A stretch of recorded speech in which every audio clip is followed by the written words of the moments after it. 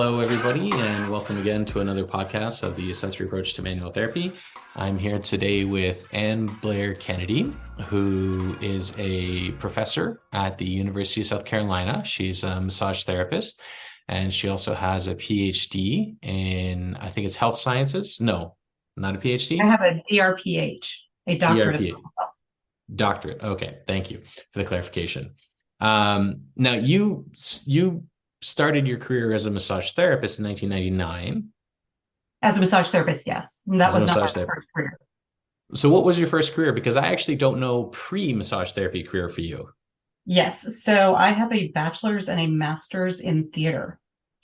And so when I finished my master's degree, I started teaching at the undergrad level. I would teach public speaking and theater and film appreciation classes.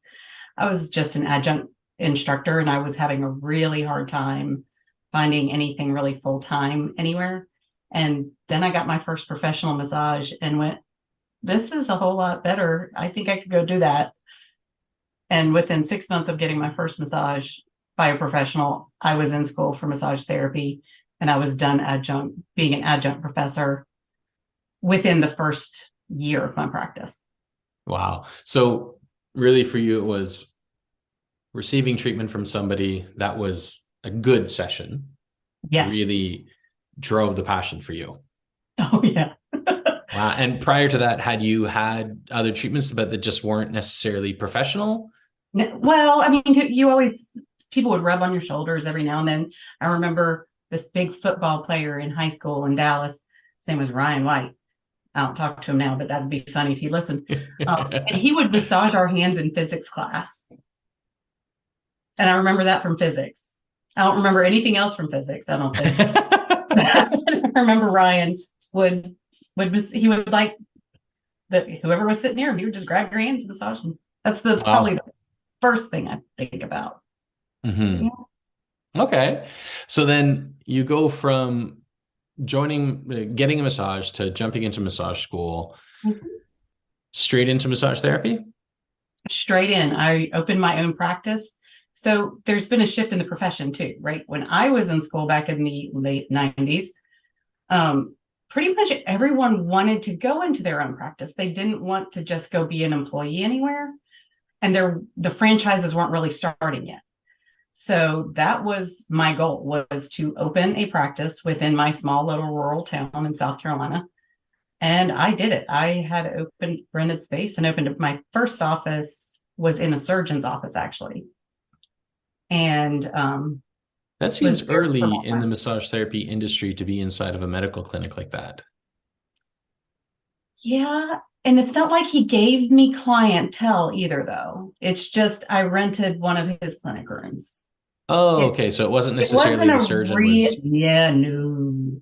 It wasn't like we were joining forces in any way. It was just I was friends with his wife. And so I guess they were looking for a way to make a little more money. So they rented me a room. So then you start your own practice. How long do you find yourself practicing before you go, you know what? I'm not necessarily bored, but I'm ready for another challenge.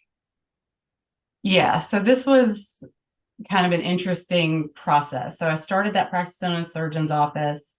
That wasn't a great location for me. So I switched locations. Probably I was less than a year. I think it was about 9 months. And then I was in a health food store, and that they had a therapy room that I rented and was there for about a year and a half, 2 years. And then I opened a wellness center. I bought a building, and my practice was booming. Things were going fantastic. And all in this time in 2000, so I got my license in 99. In 2000, I started volunteering for the American Massage Therapy Association at the chapter level. So I answered a little survey in their newsletter saying I'd be interested in helping out. And I joined there I think I started out as education chair.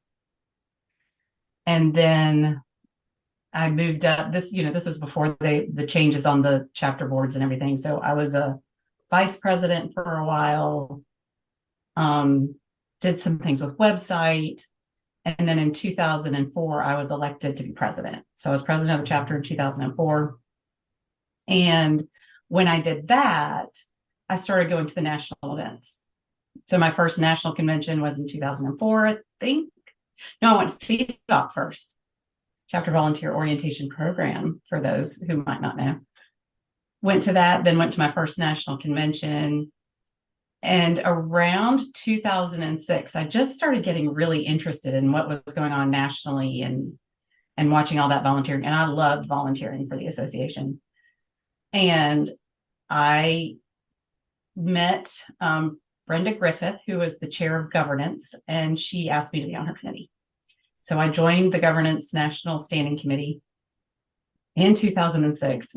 And just to jump forward, since I'm now the committee chair, been committee chair of that committee since 2016. That committee. So I stuck with it for a good long while, considering I'm still there.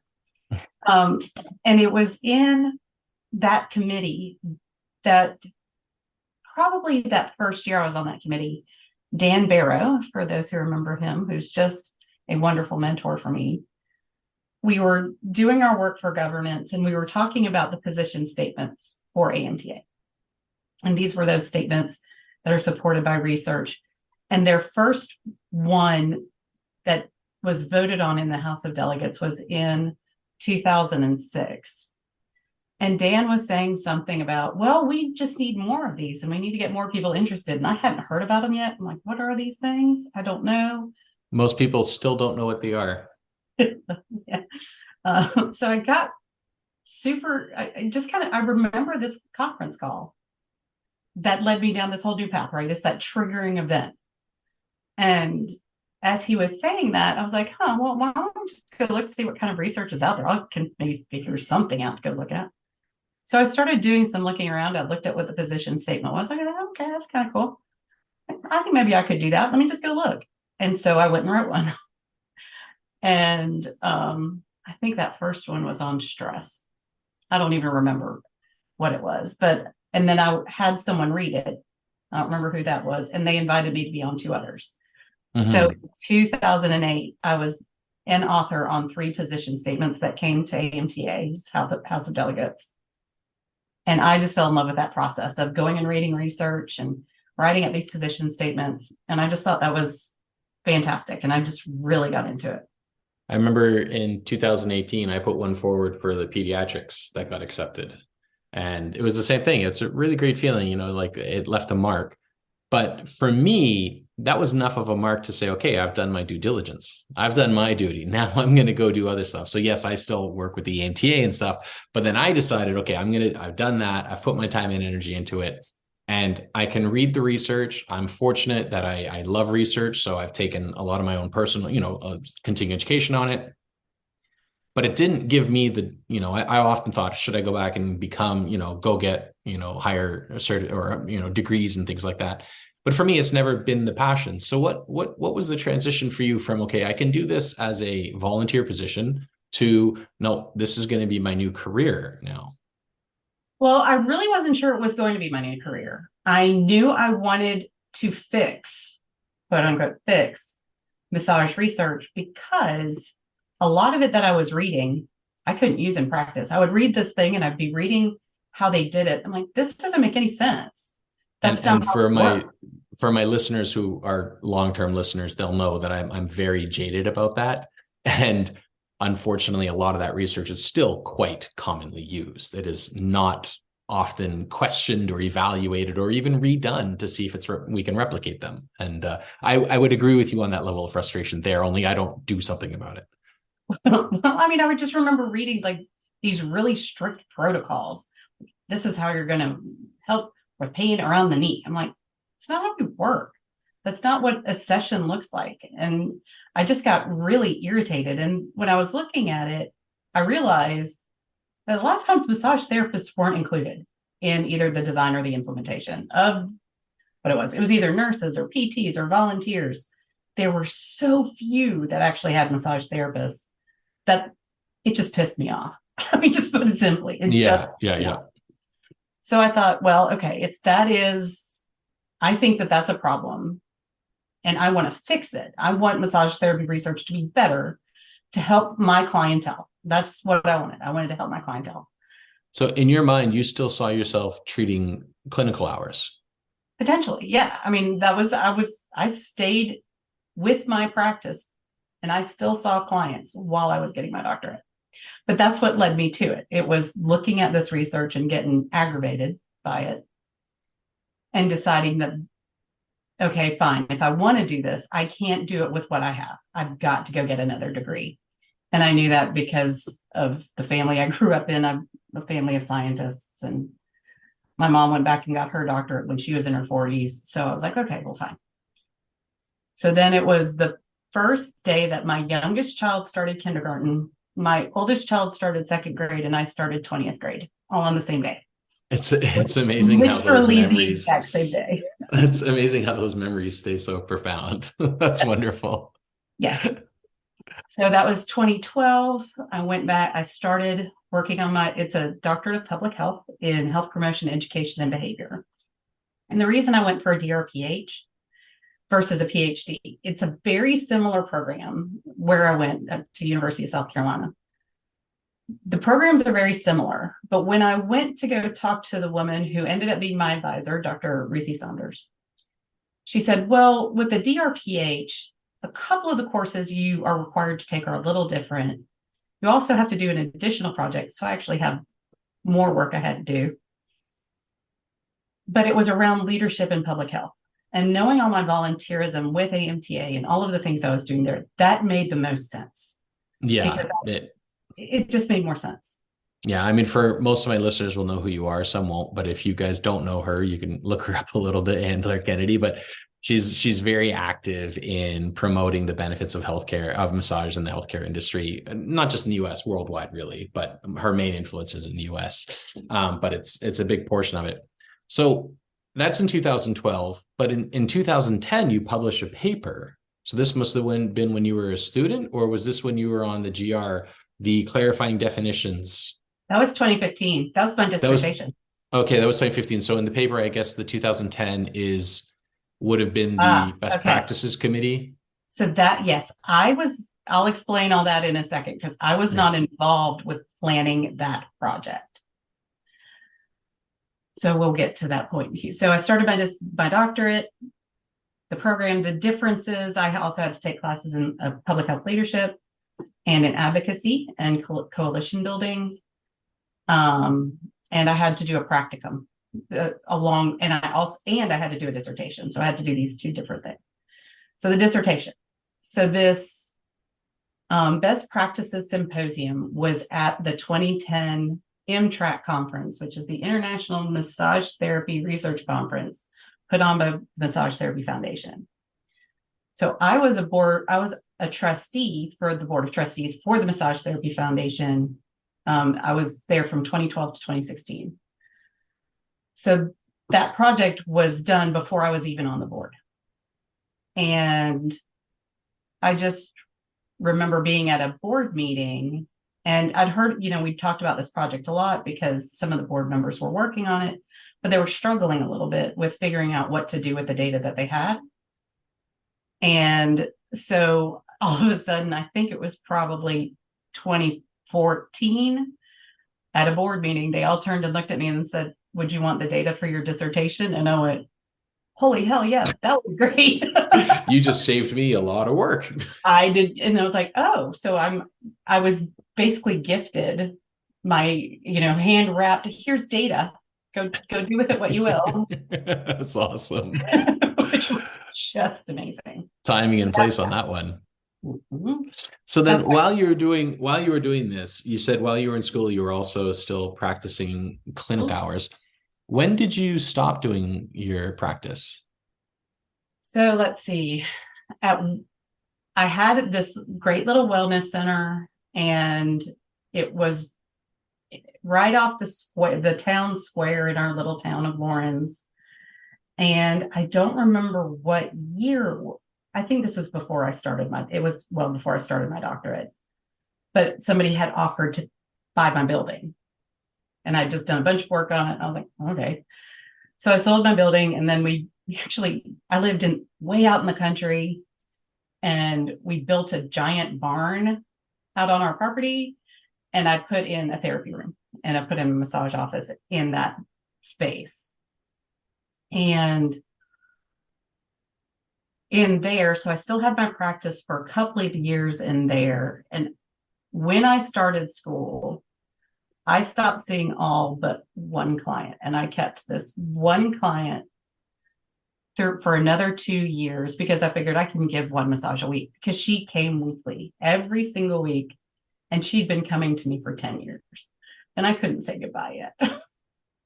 Now So, I will say some of that was on me. I didn't want to get right. so when did that end? In 2014, we decided to sell off a big hunk of our property. And so I no longer had a space, and I wasn't going to travel or do anything like that. So it was around 2014, I think, that I just So completely. 9 years later, do you miss it? The hands-on portion, or have you moved on? I've moved on. I still keep my skills, which is interesting. Every now and then I'll work on friends. I remember sitting I in mean, my because you're office. still BCMT, right? Yeah. Oh So yeah. you I still know have to my license. keep up with your Con Ed and your license and Yep. everything. Yep. I still keep it up. I remember sitting in my office one day at the medical school where I teach, and one of my colleagues is limping down the hallway, and he hadn't limped into work, but he was kind of limping. I'm like, "What did you do?" I said, "I don't know. I stood up and it felt weird." And here I'm like, "Just come over here, sit down." I rubbed on his calf for 5 minutes at most, and he got up and walked away. So there's still times when I do this. I have a friend who her son was getting ready to have knee surgery. So I'm also trained in Fodder's manual lymphatic drainage, did the whole 180 hours thing. And to try to help him prepare for surgery and recover, had him come over, and I worked on him a couple of sessions. And that amazed me that I still had those routines in my It, brain and in my hands. it's interesting too, because you talk about how in the beginning there were these protocols that were put in place. And it's so There are protocol few driven. treatments that are more protocol based than Fodder's. I've done a big chunk of it. It's very Austrian. It's very strict So in its Austrian. manifestation and implementation. Yeah. Oh yeah. So then do you keep your license in BCMT out of a principle of values, or do you see that it offers you a benefit to maintain that with also having your doctorate? Because I'm trying to create this understanding of, okay, you've got a doctorate, which compared to, licensed massage therapists, we're talking two different levels of education, two different games altogether. And so is this out of pure, okay, I switched into French there for a minute. Sorry about that. Is it purely just, okay, I've been a member of the associations for so long, I've been a massage therapist for so long, that this is something I want to maintain to support the industry, to show that, having BCTMB behind the name has value? Or is it nostalgia? I think it might be a combination of several things in here. So first, for me, it is an identity. I still identify, even though I don't practice, I'm a massage therapist. I know I could go inactive with my license, with my memberships, and still get the same benefits and still be able to do the things I wanted to do within the profession. I could do that. But it's not necessarily a safety net of wanting to go back to practice, because I really don't think I want to do that now that I'm 50. But it's just a piece to me that is still important to have a massage therapist. This is my kind of thing for the profession. We have a massage therapist who is a professor in a medical school. That I think says something for our profession. I love that. And, we have a massage therapist who is a professor there's several of us that are professors at other universities. I don't know if they've maintained their licenses. We've never really talked about that as much. Mm-hmm. But for me, it is important. And the BCTMB is important because where I am working, we talk about board certification. They don't necessarily understand my board certification and what that means. Yeah. But it's the terminology of healthcare. Yeah. You bring up a great point, because I lived in the United States for 16 years. I lived in France for 2 years. And when I was traveling with professional sports teams, and we would always have these stickers with our names on it that went on our bikes or on our lockers or on our equipment, stuff like that. And I used to always get a Canadian flag. And it didn't matter that I also hold citizenships in other countries. I absolutely do. But for me, it was I am absolutely through and through a Canadian. And it's like you say, through and through, you're a massage therapist. And it's wonderful to see that that is the foundation with which you've grown the education off of, as opposed to, like you said in those other research papers, it's someone who's bringing a massage therapist in, but whose their initial identity doesn't associate with all the language, the lingo, the culture, the communication style, because it really is a separate version of manual therapy and touch therapy to what we see in the rest of the world. And so I love that personally. I think that's great. Yeah. So it brings me to my next question, which was specifically around that paper that I asked you about, because it's something I teach in my classes, and it's something that I like this year at the Colorado AMTA convention that I run education for still. This will be my last one, but we're going to do a speaker panel. And at the speaker panel, I'm going to have them try to define massage therapy. And it's something that at the Canadian Massage Conference last year, where I was one of the speakers, it's something I presented, and it's something I'm going to try to do again. And it's actually a new thing I do in my class, where I ask my students at the end of class, we take a good 10 minutes to discuss and try to define, after everything we learn about updated research around our effects on fascia and whether we truly are strong enough to affect, fascia or not, and on how ASMR interacts with massage therapy and the feel-good responses of ASMR, which are so significant for what contextualizes a massage therapy session. So all these components, and I have 8 components that I put together that for me help create massage therapy. And so when we're done this weekend, we sit there as a group and we try to come up with a term for defining massage therapy. And it's a new thing I started introducing into my classes, and I'm excited to start seeing. I just did it in Toronto a couple of weeks ago. And this fall, I'm teaching the class 4 times, and I'm interested to see if the definitions at the end of the weekend come out similar or variant. It's going to be really interesting. So you came up with a paper in clarifying definitions of the massage therapy profession. And there are a couple portions of that paper that for me are really quite important. First one was in the conclusion, understanding the difference between massage and massage therapy. I absolutely agree. This, before I understood your paper and had ever come across it, this was something that I had already consistently tried to do. And I used to term it spa therapy and massage therapy, or therapeutic massage. And I actually don't think that'd be right. It separates them too much because a lot of the benefits still are intermingled.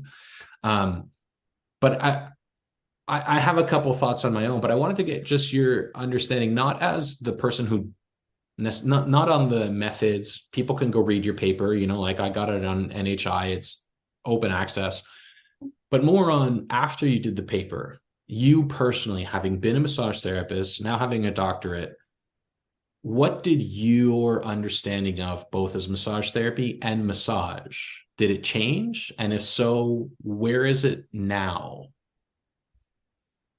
So has it changed? So I went back and reread it before this, and I was like, oh, I wrote not a terrible paper.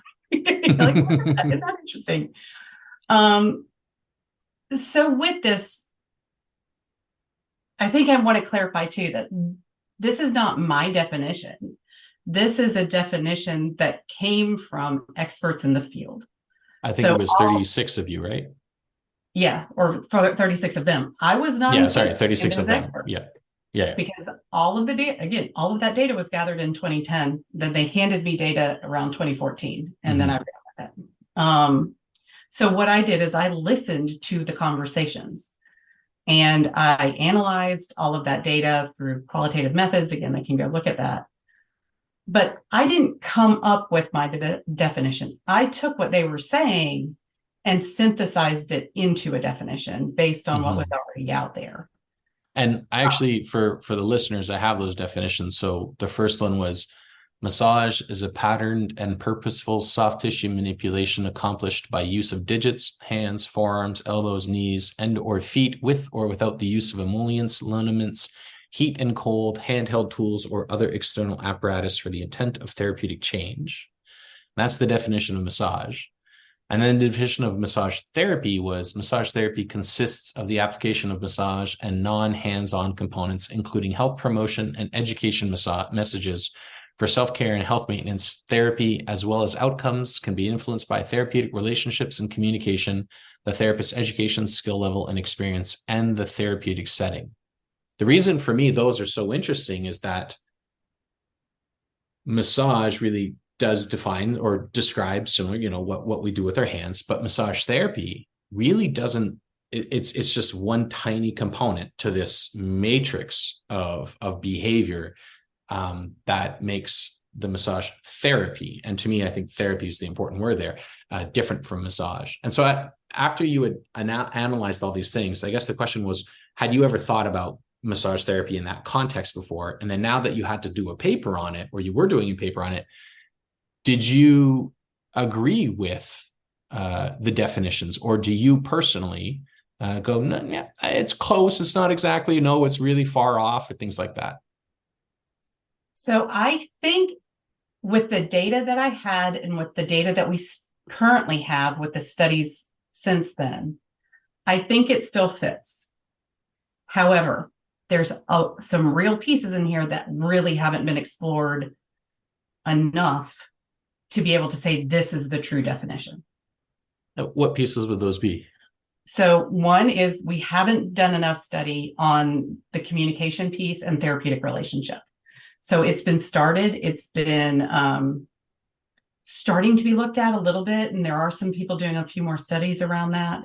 Even one of them, I have to go on a bunny trail for a moment. If you need to cut this out later, I understand. But I'm currently doing a project with Sarah Fogarty and some of my students. So Sarah is a researcher in Australia. And as we had a research team meeting for this project that we're doing together. And as we were talking, I realized, I went, oh my God, it's you. You're the one whose paper so influenced me around my dissertation. And I hadn't found it before. And it was your paper. And I started to scientific fangirl all over her. It was hilarious. She has this paper looking at massage therapy for people who have eating disorders. And so her paper probably came out around 2012. And that's where this therapeutic relationship came in. And I remember reading her paper going, yes, that is what we do. That is so important to have those conversations and how that communication and that relationship is built to really help influence that therapeutic change and help maintain things for our clients moving forward. But that hasn't been studied nearly enough. I think it's a big part, but I don't know how much. So it brings up, I was thinking about this a lot because I was going to read, I will eventually read to you what I would have as similar to a definition. And I deliberately left out those two components specifically because my question would be, is that specific to massage therapy? Is it not necessary for massage therapy?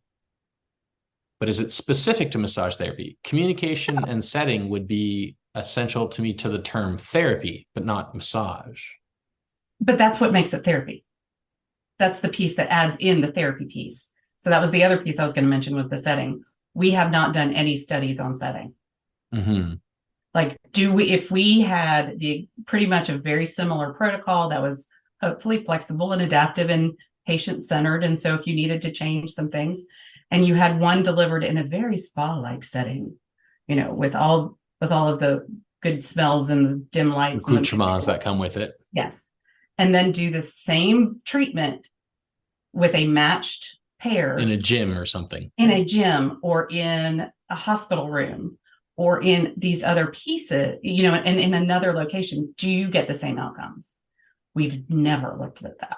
And I think that could have an influence on it. Yeah. And I would agree. It's interesting though, because when we look at, it's one of the things I talk about in my classes, we go over these definitions. And then one of the things, is these definitions that we try to create, because we have like the Cleveland Clinic has it's performed by a licensed massage therapist. Massage therapy involves using different pressures, movements, and techniques to manipulate muscles and other soft tissues. The Mayo Clinic has something about, being a certified or medical practitioner, moving soft tissues of different types with degrees of pressure.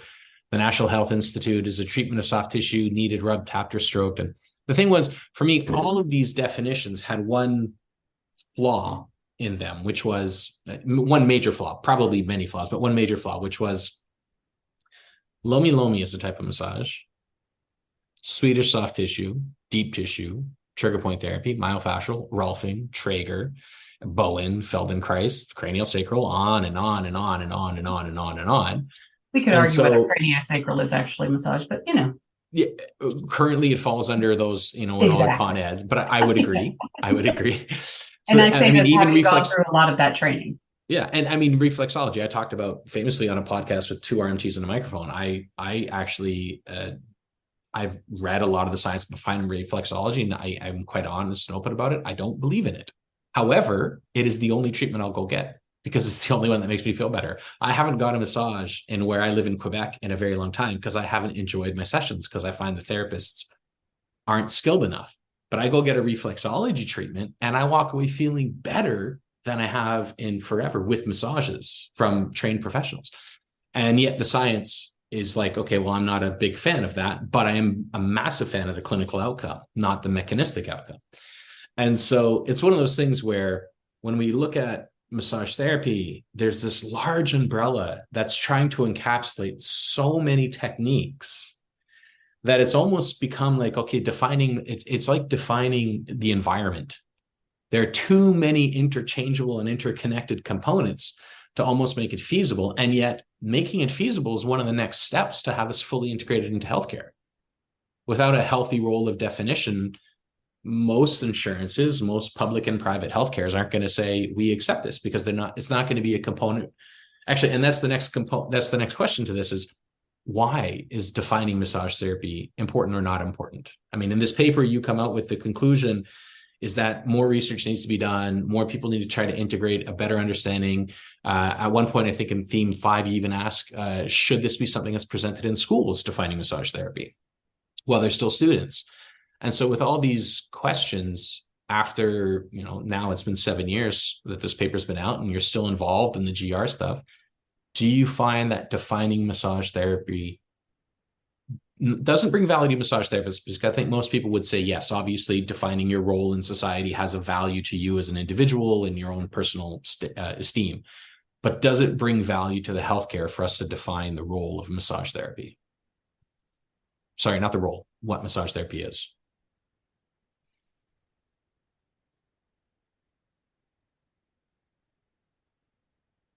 I think it will, but it might not have yet. How so? So first off, there again, context is so vitally important to all of this, right? So where this was published was in a journal, was the International Journal of Therapeutic Massage and Bodywork, right? So it is a very niche scientific journal. How widely does that get out to people in other professions, in other fields of healthcare? Probably not a lot, to the extent that I struggle to this day getting massage therapy research published in some of the bigger medical journals. I have heard things like, that's just massage. It's just fluffy. These editors give it very little value. So I got invited to be on an international research team as the massage therapist post-intervention. So I was helping contextualize the results for them in the paper. And so I was included as an author on the paper. And this was a dosing study for cancer. And I think we had to submit to 6 or 7 different journals to finally get it accepted. And it wouldn't have been accepted in the journal where it was published if it wasn't a good study, right? I mean, this went to, it ended up getting published in Palliative Medicine, which is a pretty, it's a big journal. It's a good journal. It's niche, but it's pretty big for niche. Yes, it's not like it was Annals of Internal Medicine, which is what place we tried, and they rejected it, and it wasn't JAMA. Yeah. Which would go to a little bit broader of an audience. But it wasn't like the New England Magazine or Journal of Health and things like that. Yeah, right. So it wasn't one of those. And we had to deal with that, with finding a place that would understand and accept massage therapy as a valid intervention. And It's so it's some, so interesting because universities seem to see the value quite consistently. Like we see universities getting more and more behind publishing research. And I mean, it's still a growing field, it's still new, but they are jumping on board and there is money getting slowly invested into it. And yet it doesn't seem to, after that investment, it doesn't seem to go anywhere. not as well. And I think some of it might be, yes, there needs to be research, more and more research, and try to get it into these journals. But I think some of it is also needing to get massage therapists more into these environments, be they education or healthcare. And so that just takes a lot of individuals doing a lot of different work to get in there. So I think like having me in a medical school, I'm teaching my students, they have to be taught because of accreditation standards. They have to be taught about integrative medicine. Now, yes, we say that they have to be taught about integrative medicine. I get a total of 50 minutes to talk about the integrative medicine. So that's to summarize all complementary alternative medication. Yeah. And I mean, what there's physical therapy, yoga, meditation, acupuncture. I mean, blah, blah, blah. The list goes, massage there. Yes. Yes. Wow. So, 50 but minutes. it's How still quickly do being you speak? taught. It is being taught by someone with expertise in the field Yeah. of somebody from the field. That is very different than being taught by somebody who An has, outsider. yeah, or maybe they went and did a fellowship with integrative medicine from Wheel or from some of these other organizations that do that, which would be great. But do they actually practice? I mean, it's one thing to talk to your patients about it. It's another, saying, this might be something you want to try. Talk the talk, walk the walk. Practice. It's one of the rare roles that I enjoy as educator, in that a lot of the classes I teach, especially when I teach the kinesiotaping methodology, I'm a massage therapist. The last class that I taught, which was in February in Denver, it was a private clinic. They didn't want to open it to the public. There were eight physical therapists. And I was the only massage therapist in the room and I was the teacher. And they loved it. They loved walking away with an understanding of how massage therapy is different. And yet how it still speaks the same language. And the results are still there. It's just, it's adjacent. And it's one of those rare roles that I enjoy as an educator, is when my class isn't only filled with massage therapists, when it's filled with multidisciplinary practitioners. It really makes it a more entertaining environment. Yeah. Interprofessional education. I mean, that's another piece for medical students. You've got to find ways to bring in interprofessional education because they have to work in teams. Mm-hmm. So, and they are even tested on that on their board exams about like the different roles. Now, I have not seen in the test questions I've reviewed anything about massage therapists included in there yet. That might be one of the big pieces. Like, do we start seeing questions about massage therapy and other integrative health providers in that section, in their test questions? Mm-hmm. That could be a sign. So that takes us back to the original question, which was, so that's where the paper was. That's defining massage therapy as why it's important to do it nowadays, is to help us integrate. Mm-hmm. Now, with all that being said, how would you define your role and the difference between, massage, which can be done by any individual on the planet, right? A mother to the child, a father to the child, a partner to each other, versus massage therapy? Is it purely the context, or is it that the fact that the therapist is educated?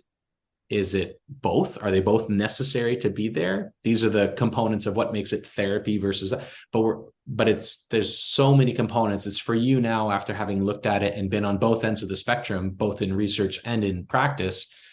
Which of those would you say have to be highlighted when it comes to understanding the definition better? So I think education is a big piece of it. And I don't know if massage therapists have been given all the tools that they could have to improve practice. So we see that massage therapists do talk about ways to continue either self-care for their patients or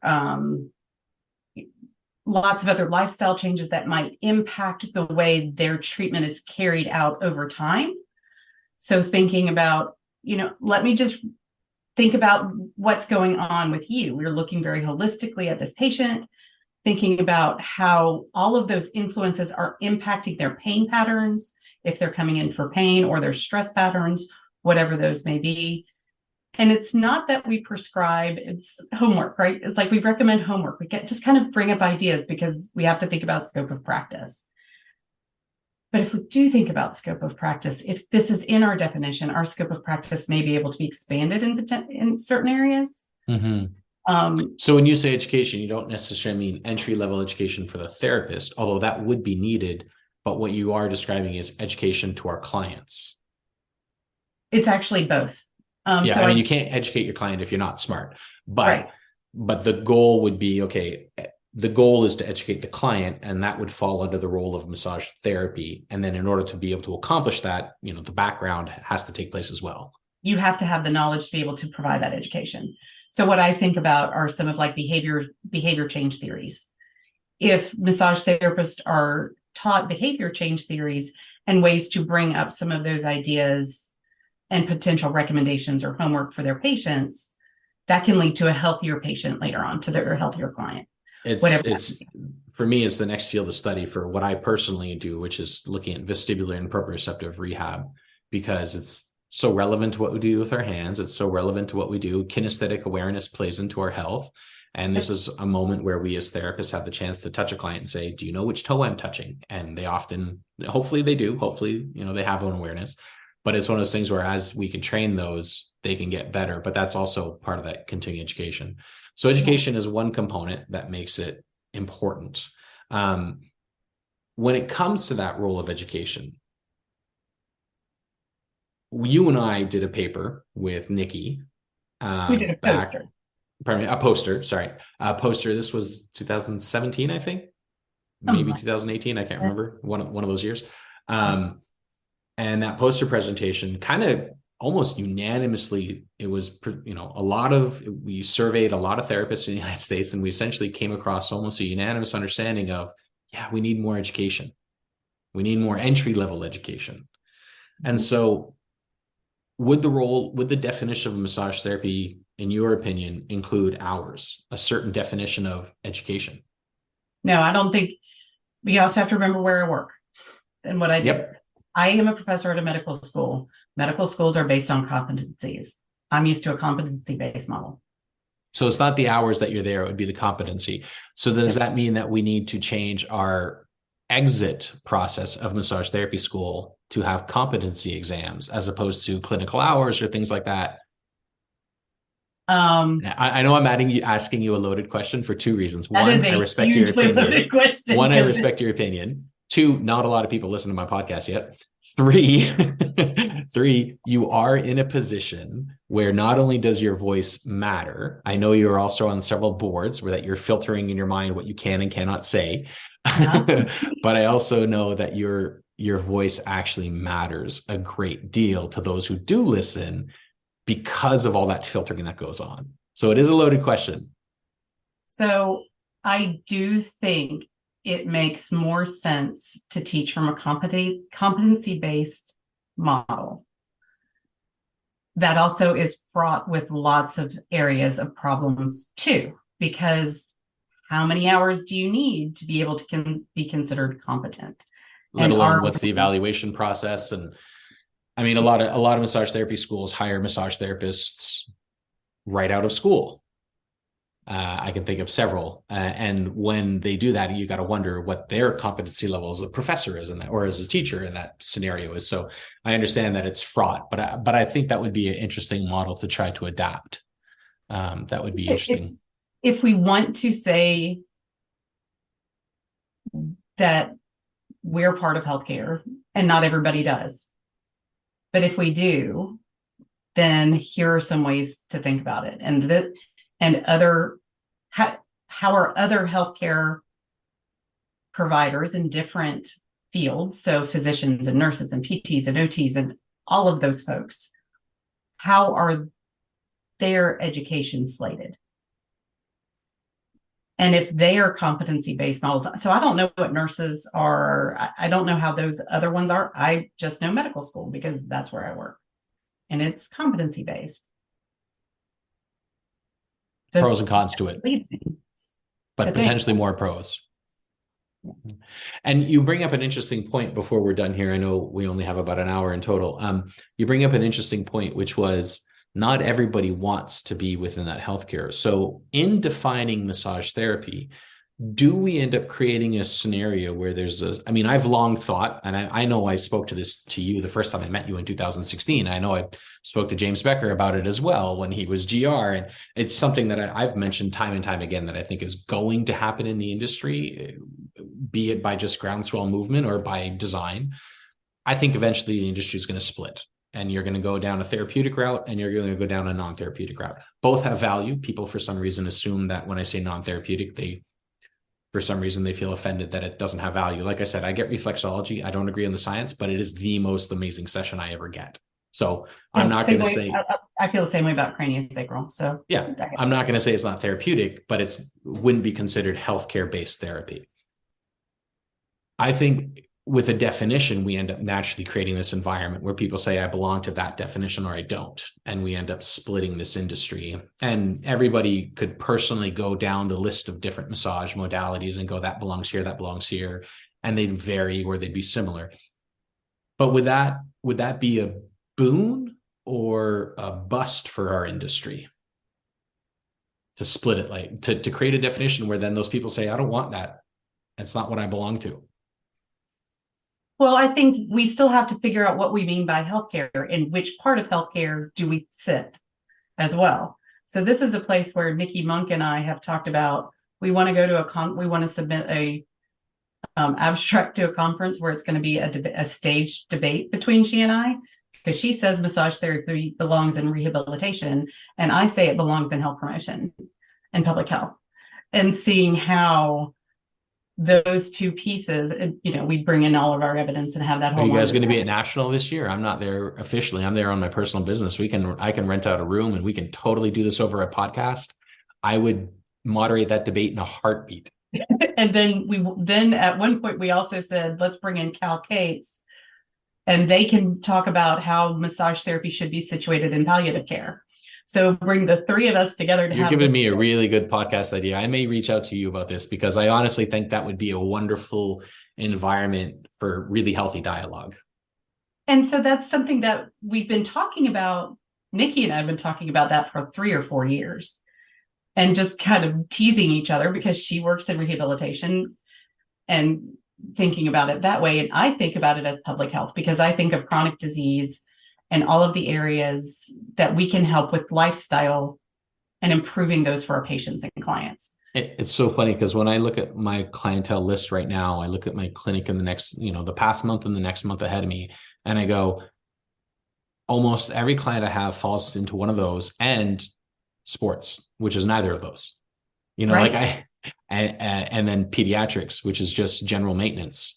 No concerns with it. And so I look at it and I go, yeah, you could fit it into both, but you could fit it. And it's one of the hard things in defining massage therapy is that we are present, unlike rehabilitation, which is frequently present for acute injury, subacute, chronic injury, and rehabilitative stages. And then you're done and you're discharged.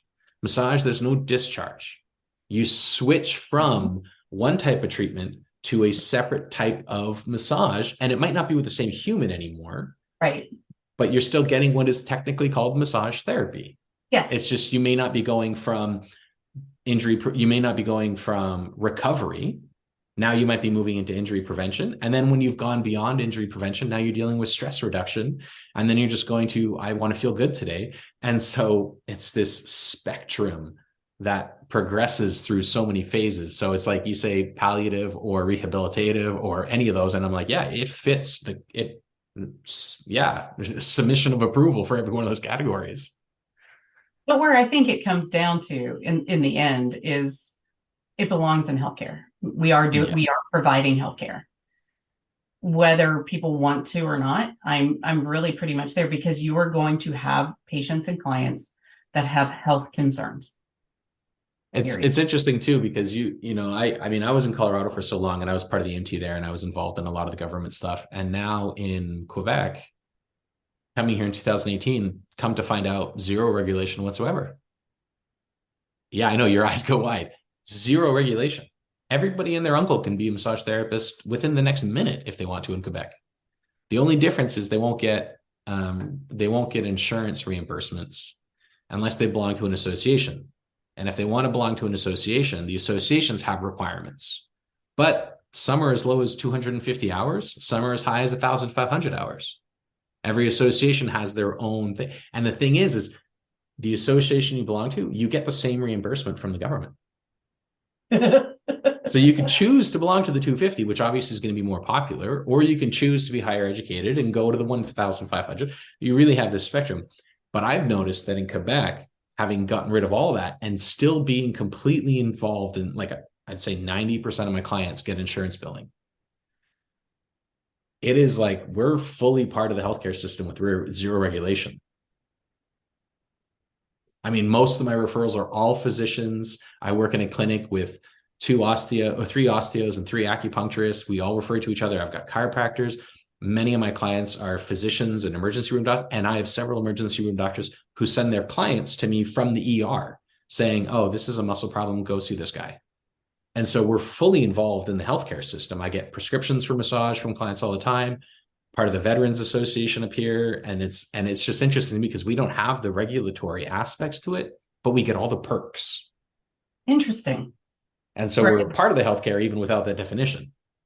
Depending on the state you're in the US, right? You have exactly a lot of the regulation and none of the perks. Oh, exactly. I mean, very much. All the regulation and almost no benefits whatsoever. Yeah. So it's an interesting conversation around that. So then just before we go, I wanted to read to you one of my thoughts behind the definition of what massage therapy is, because it's similar and yet it varies slightly. And so for me, the definition of a massage therapy would be stimulus of the skin via the hands of a trained professional with the intent to alleviate stress or pain. That's it. And massage would be the same thing, only without the words of a trained professional. Just stimulus of the skin via the hands with the intent to alleviate stress or pain. So what about massage therapists who don't just use their hands? So that's where because I use kinesiotaping, I use iStem, I use cupping, and all of those things. But I'm talking elbows and but that's why I said or via the hands. So stimulus of the skin via the skin of a trained professional. Does it have to be? What if they have a prosthetic? Yeah, it's interesting because when we look at some of the behavior that's occurring, I guess I was trying to go for the word touch because I'm trying to describe how because touch to me is the component that makes massage therapy. Yes, the environment, yes, the room are important. Yes, your tone of voice, the rapport with your clientele, your own level of education, whether you have a patient-centered care approach, a biopsychosocial or evidence-based approach, all of these things play into it. But to me, they don't make massage therapy. They make it a good massage therapy session or a shitty massage therapy session. But they don't actually change that it's massage therapy. It's just, did you have a good session or a bad session?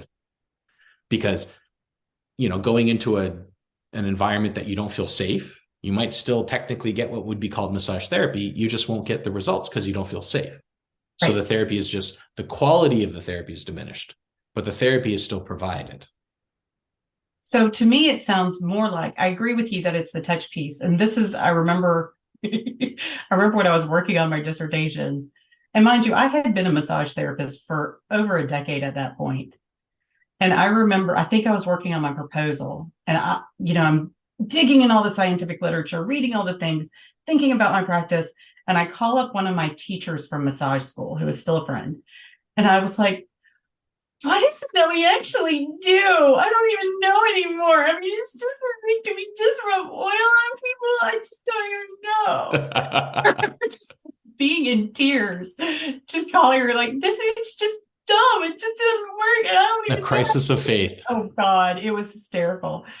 because I had gone down these bunny trails in the literature about touch and about some of the different areas around that, and how there was this awesome study done out of Berkeley and the Greater Good Science Center, I think is who did it. And they had they would bring in a pair of people and they would sit them on either side of a curtain, and one person would be the receiver and the other person would be the giver of something. And the person would reach through the hole in this curtain to touch the forearm of the other person. Have you read this study? I have, Oh, unless it's the phantom limb pain one, but it doesn't sound like it. no, this is not phantom limb. This is just touch. These are not massage therapists. This has nothing to do with massage therapy. It's just touch. And they would have the person who's doing the touching, they would give them an emotion to think about as they were touching the other person. And it was usually either positive or negative. It was like joy, happiness, things like that, or anger, frustration, pain. And they weren't supposed to, it was supposed to be sort of like a static flat touch onto the person's forearm who could not see the other person. It was through a curtain. And the person who is being touched, by just having a hand laying on them, not stroking, nothing, just the hand there, more times than not, they could guess the emotion. That's insane. So cool. That's why, to me, massage, quote unquote, or massage therapy is simply the stimulus input from touch. And with then what is touch, and what does the intent do, and where does that come in? And that's why the intent to alleviate stress and pain becomes so valuable. And to me, it's what makes the therapy essential to it, which is, the trained component of a therapist knowing, okay, I'm trying to alleviate this, I'm trying to do that. As opposed to, what if you're not thinking about that? What if you're sitting there thinking, oh yeah, now I got to go pick up the kids as soon as I'm done with this client, and then I've got to remember to go by and. But see, that's your where hands remember, right? Your hands. But that's where we fall into the quality of the therapy. But is it because how are you potentially changing the impact of that outcome? It's still touch. But does our intent matter? That isn't even in my definition. We haven't studied that either, because that isn't what came out of my data.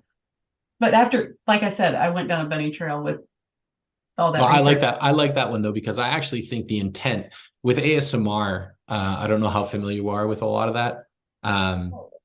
So Dr. Gulia Pura and I did a really interesting 1.5-hour podcast. We actually did 2 of them on the similarities between ASMR triggers and responses, as well as massage therapy. And the amount of ASMR responses, physiological and psychological, that occur comparatively to the responses, physiological and psychological, from a massage therapy session, it's almost like 90% overlapping. The only difference is one is touch-based, and ASMR, the primary trigger of ASMR is tactile, but the second 2 are auditory and visual. And when they've done studies, they see that just listening or watching, if you have ASMR responses, just listening and watching can give you the same responses of getting a massage. You don't even have to be touched in that scenario. But not everybody has ASMR. So if you don't have ASMR, you won't get those responses. But just below ASMR is something we call frissons. And they talk is like this feel-good response, almost like chills, if you ever played crisscross applesauce kind of thing, right?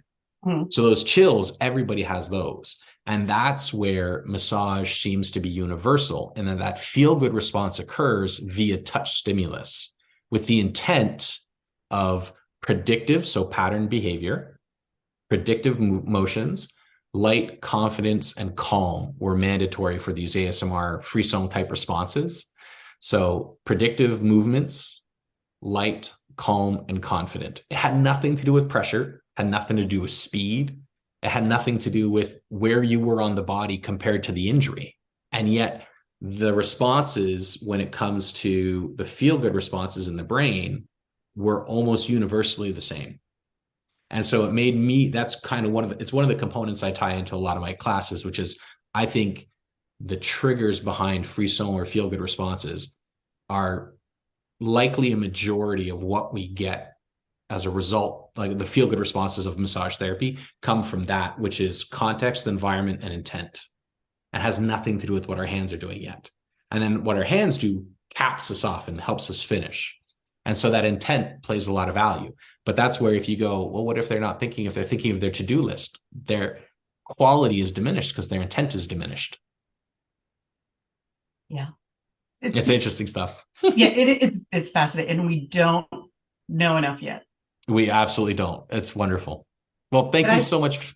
I was just going to close it up with saying, I think the definition helps us think about these things, and then we think about what to measure. So then we would know whether these things are. I think it simply means that schools need to start integrating a discussion portion for their students of defining massage therapy. Yeah. I think that would be a wonderful addition. I'm going to start doing it in my classes. I love that. Gather all the data. Well, thanks so much. I might reach out to you again and to Nikki to get you guys in a little hands-off brawl experience, because that would be a wonderful discussion to moderate. It would be hilarious. Awesome. We don't want to do it. I will, if I don't talk to you before that, I'll see you at National this year. Otherwise, it was great to connect. Thanks so much for being part of the podcast, and I really appreciate it. You're welcome. Good talk to you too. Have a great day. Bye. Bye. There's a time when the operation of the machine becomes so odious, makes you so sick at heart that you can't take part. You can't even passively take part. And you've got to put your bodies upon the gears and upon the wheels, upon the levers, upon all the apparatus, and you've got to make it stop. And you've got to indicate to the people who run it, to the people who own it, that unless you're free, the machine will be prevented from working at all.